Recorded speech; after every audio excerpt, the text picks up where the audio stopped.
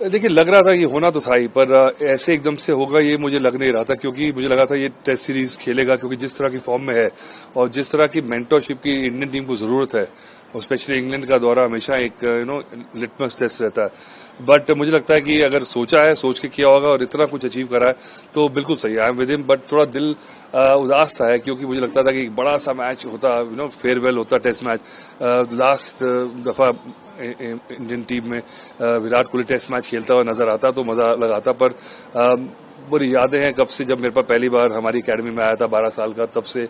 और अब इतना कुछ अचीव करके एक one of the legends of the game है, और एक ऐसा खिलाड़ी है जिसने जिस तरह से हम गेम को खेलते हैं जो, और जिस तरह से इस खेल को कंज्यूम करती है पब्लिक, उसको ही बदल दिया उसने। मुझे लगता है कुछ बहुत कम प्लेयर आते हैं ऐसे जो कि एकदम से पैराडाइम शिफ्ट होता है गेम में, और जस्ट अपने एटीट्यूड्स की बात नहीं है, बट अपनी इंटेंसिटी की तरफ से। और मुझे लगता है कि जिस तरह से अपने अलग स्टाइल में, जो कि अगर देखें तो आपको लगेगा कि ज्यादा नहीं खेल पाएगा क्योंकि अनऑर्थोडॉक्स है, पर उसके साथ मैनेज किया, जो रिकॉर्ड बनाए, और सचिन गए और एकदम से हमें ऐसा प्लेयर मिल गया।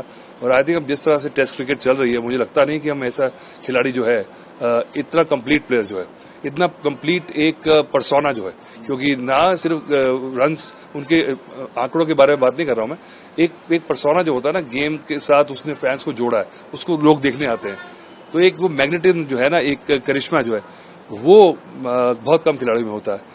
तो hats off to what he has achieved, and I feel very proud कि मेरी एकेडमी का लड़का है, बचपन से देखा है। जब पहली बार रणजी ट्रॉफी खेला था, मैंने लड़के सिलेक्ट कराया था, क्योंकि अंडर 19 वर्ल्ड कप से आए थे ईशांत और ये, मुझे याद है।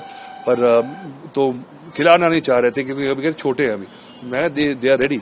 उसके बाद इंडियन टीम में खेला, और जिस तरह से उसने अचीवमेंट जो करी है, और अभी मैं सुन रहा था लोग कह रहे हैं कि देखिए 700 750 रन बना देता, 10,000 हो जाते, तो क्या उससे कोई ज्यादा बढ़िया प्लेयर थोड़ी हो जाता। So I think long live the king.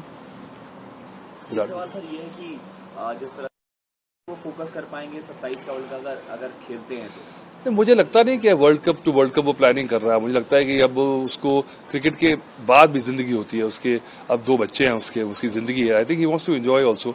और क्योंकि क्रिकेट में क्या होता है, इतना, और जिस तरह से वो है, इतना फोकस है और ओवर द टॉप फोकस है कि उसके लिए बाकी चीजों के लिए उसके पास बचती नहीं बैंडविड्थ। तो I think he has realise कि भैया इससे ज्यादा क्या अचीव करेगा।